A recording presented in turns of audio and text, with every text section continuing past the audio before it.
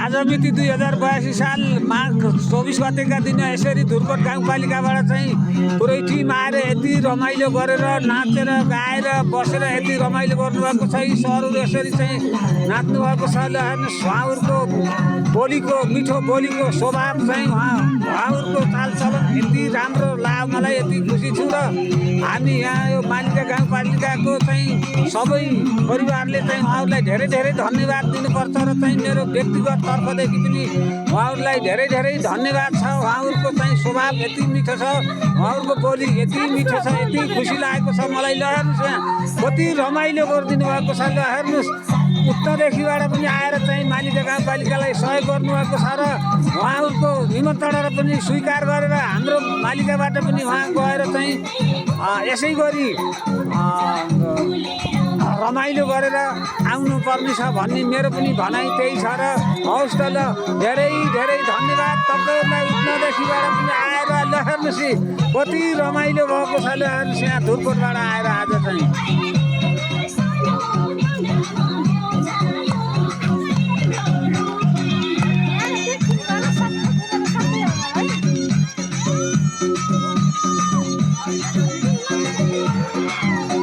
Sir कस्तो लाग्यो तपाईँलाई यहाँ आएर चाहिँ पहिलोपटक आउनुभएको होला? मलाई एकदम ठिक लाग्यो र मैले सर्वप्रथम त यस मालिका गाउँपालिकालाई धन्यवाद दिन चाहन्छु र मालिका गाउँपालिकाको जनतालाई धन्यवाद दिन चाहन्छु र सर्वप्रथम उहाँलाई धन्यवाद सहित तपाईँलाई धन्यवाद दिन चाहन्छु। किन भनिसकेपछि तपाईँको नम्रता बोली, तपाईँको विचार विमर्श छलफलद्वारा नै हामीले चाहिँ गेटभित्र एन्ट्री गऱ्यौँ। तपाईँले मैले सर्वप्रथम तपाईँलाई धन्यवाद दिन चाहन्छु।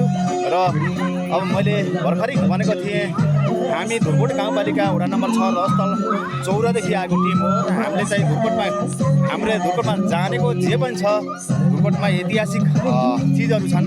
किन भनिसकेपछि ऐतिहासिक कोट छ होइन, धुर्कोट कोट भनेको सबैले थाहा छ र विचित्र गुफा छ र चाहिँ ग्रेट वाल छ र चाहिँ अर्को बागेश्वरी गुफा भनेर चाहिँ हाडली 3मा परेको छ।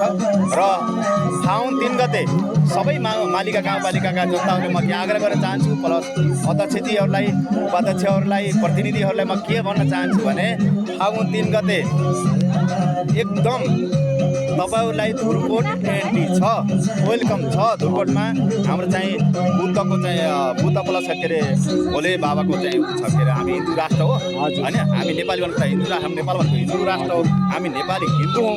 तर हामीले किन भोलिसम्म एउटा मूर्ति स्थापना गरेको छ र पर्सि फाउन 3 गते चाहिँ हाम्रो त्यहाँ उद्घाटन गर्ने दिन छ र त्यसमा मालिका गाउँपालिका सबै प्रतिनिधिहरूलाई म निमन्त्रणा गर्दै यहाँबाट बिदा हुन्छ। हवस् धन्यवाद। धन्यवाद धन्यवाद हजुरलाई चाहिँ हाम्रो सिङ्गो मालिका गाउँपालिका र मेरो तर्फबाट पनि तपाईँलाई धेरै धेरै धन्यवाद छ। हवस्।